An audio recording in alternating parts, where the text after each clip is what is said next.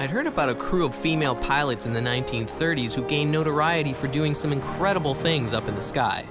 Marcia Strang gave me the lowdown. In 1936, the Flying Seven were a group of women who were all pilots at the time, and they'd realized there's only 7 female pilots in all of British Columbia.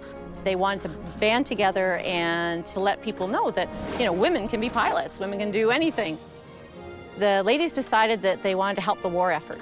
They offered their services to the military and the government to fly, but the military wouldn't be accepting female pilots for another 40 years.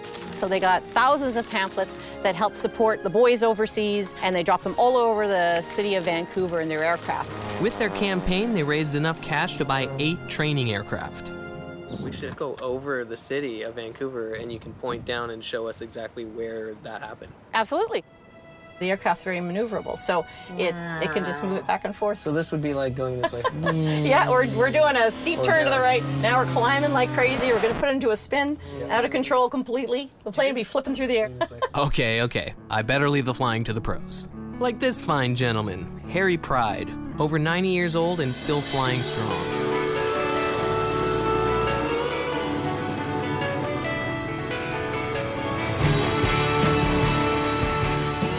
When we were over Vancouver, Marcia pointed out where the leaflets were dropped.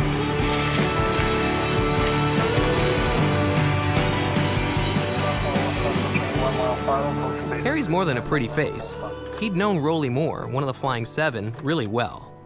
I started flying in 1945 with the Aero Club of BC, and Rolly was the instructor that took me up in the Fleet Canuck and taught me how to fly it. Rolly sounded pretty badass.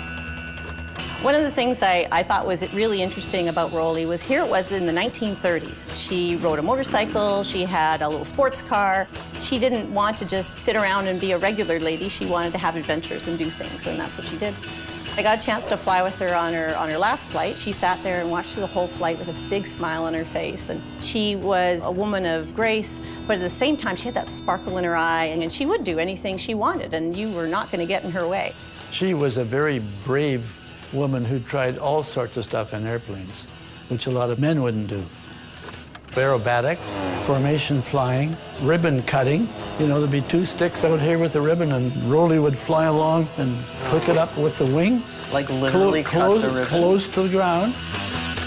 Rolly won a bunch of awards for her feats over the years. No wonder the Flying Seven were such a force. One of the events they staged was a dawn to dusk patrol. The crack of dawn, one of them took off in an airplane and she flew around, and before she landed, another one took off in her plane and started flying, and they continued on through all 7 of them continually through the whole day until sunset, showing that there was an entire day with women in the air and how safe and competent they were. They wanted to make sure that everyone knew a woman's place was in the sky. These days, only 6% of pilots in Canada are women.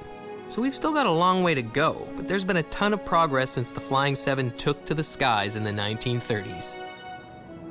I think she was the strongest leader in opening up aviation to women.